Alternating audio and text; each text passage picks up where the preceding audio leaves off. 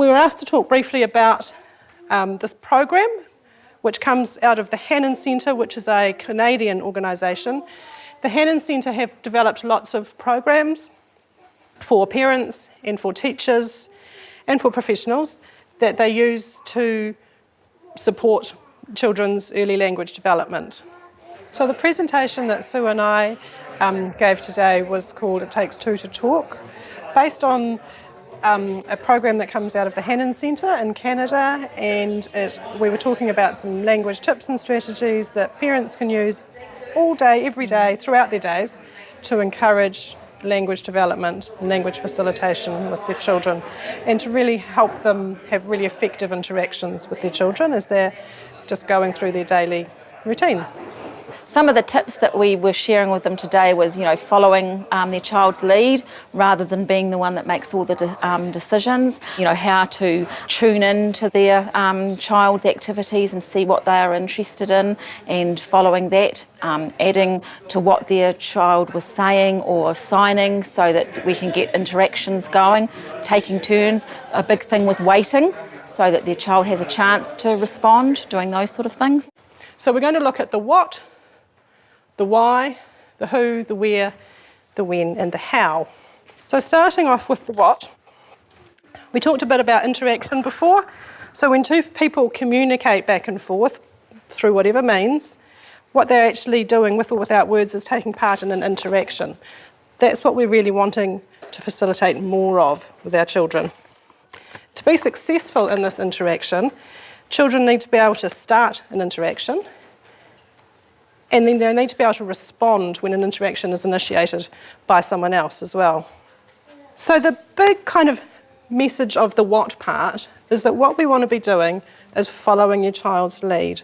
Really important for us to follow whatever the child is interested in. And they can show us this in a myriad of different ways, from the signs and words they use, to a look, to a gesture, to a smile, whatever. Who's going to be following the lead in the interactions? It's going to be the tuned in you. So it's the you that's watching your child to see what signs they're giving you about what they're interested in, and then you are straight in there. You're tuned in and you're straight in following their lead. And when? Any time. During all your daily routines and activities. So it's bath time, it's dinner time, it's when you go for a walk, it's playtime, it's whatever time. When you're driving in the car is a great time. Try and get those interactions going. Sometimes you might want to create opportunities though.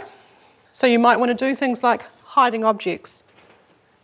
So your child, that they're going to want the Thomas the Tank Engine train, so you just put it behind a cushion so that they have to make have some interaction to try and find that Thomas the Tank Engine train. And then you look out for those little signs. So it might be that they're just standing there looking around, and you tune in straight away and you're onto that. Giving two choices. Do you want the Marmite or the honey? Great way to get an interaction started. Offering a little bit and then waiting. So something like bubbles is a good frame for that. So you're blowing some bubbles. They're loving that. They're saying pop, it's all great. And then you stop and you wait for them to somehow indicate that they want more. It might just be a look, and then you blow some more. It might be some words. It might be a sign. It might be a gesture. It might be a cry. But it's some kind of interaction that indicates they want some more. So we're going to talk through some of these strategies, some in a bit more detail than others. Most of these are things that come from the parent program that we talked about, but they're actually just really good general language strategies. So the first one, and the easiest one, is what we call get face-to-face. So I don't want to be up here while my child's down here playing on the floor. I want to be down low, face-to-face with them, so that I can connect and share. It's easier for them to hear and see me, and it's easier to encourage that child to take the lead. They know I'm right with them. I'm right down at their level. I'm in with them. The next one, OWL, stands for observe, wait, and listen or look. So we want to observe what the child's doing so we can follow their interests. So that means observing their body language, their actions, their facial expressions, anything that gives us an indication of where their interest is. So we want That's the hardest. it's very hard. Want to get in there. Often, so waiting can be, a good skill to have. Just wait. Yep. And sometimes that means just counting for 10 in your head. That's my little strategy. I just count to 10. So we have to stop talking. Lean in, get close, get face to face, get close, lean in, and then have a kind of expectant look on your face. Not a big kind of...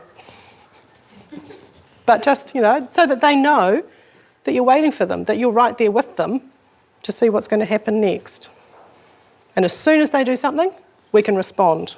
How you respond will be different depending on your child's stage and level of language development. But you respond straight away. And then you listen or you look if your child's a signer. If they're not using words, we can substitute look for listen. Imitate. Copy their sounds, their words, their signs, their actions, their gestures, their smiles, their nods, their bangs, whatever. That banging's a great example. So it's just imitate, because then there's confidence building for them. If you do it, if they do it, you do it, they know that they've done something pretty good, and you can keep that interaction going. Interpret.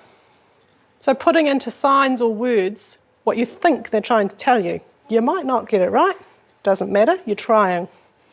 So it might be that sound, you're not quite sure what it means, but you can interpret it as perhaps maybe not for a 7-month-old, I don't know, a growly monster kind of sound or something. So you hear a sound or a word, you're pretty sure you know what it means, interpret it as such and carry on. They'll soon tell you if you haven't done it right.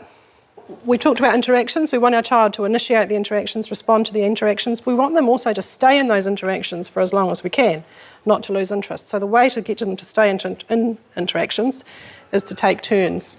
Turns can look different. A turn might be a look, it might be a point, it might be a gesture, it might be a word, it might be a phrase. It might be a knock. Could be a knock, yep. So it could be all range of different things. We need to be tuned into those turns, recognise them as such, and then respond. A question is another good cue. When we're going to talk about questions next, we don't want to overuse questions, so it'll be one question at a time, and then we're going to... Wait. That's right. So choice questions are fantastic. Do you want this? Do you want this? Really good because you can use those visuals as well often because you've got the two things with you. The Marmite and the Nutella, so it's right there. Yes or no questions, particularly good for children who aren't taking many turns at all, haven't got much language. They can even nod or shake their head to indicate the yes or no. So do you want the milk? You know they don't want the milk, or they might push it away. And then a little bit further down in the development will be the development of WH type questions, so particularly what, who and where. So we can ask those kind of questions to help keep that interaction going. What we want to try and avoid with questions is these ones. So we don't want to ask too many questions that test, because we're not testing our children. We're interacting with them. We don't want to ask them questions that are too hard. You're not going to go anywhere with that. Don't want to ask questions that aren't following their interest. We don't want to ask too many questions. And we don't want to ask questions that don't give time. A really good thing to do then is to use those 3 types of questions on the left, but also turn your questions into comments. That way you won't be falling into the trap of asking too many questions. Repeat, repeat, repeat, which is I think what I was talking to Melissa about earlier. Can't stress that enough either. Repeat, repeat, repeat. We don't have to expect them to respond or copy it back, but we need to repeat these words often and in different contexts. So it might be that you're trying to get the concept of a word like on. So you can talk about putting your sock on, put your hat on, put your gloves on. And then in a different context, you can turn the light on, turn the tap on, turn the switch on, put something on the table. So they're hearing that word on over and over and over again, or seeing a sign for the word on over and over and over again. Repeat, repeat, repeat. But don't necessarily expect them to copy that back right now. But you'll be feeding that in over and over. I hope that the families, the parents today took away with them just some ideas about how to do interactions with their children during the day, that they feel that it's not something that's an added thing that they have to worry about. It's just I've got the skills and strategies to be able to, develop my child's language through just natural interactions during the routines of every day.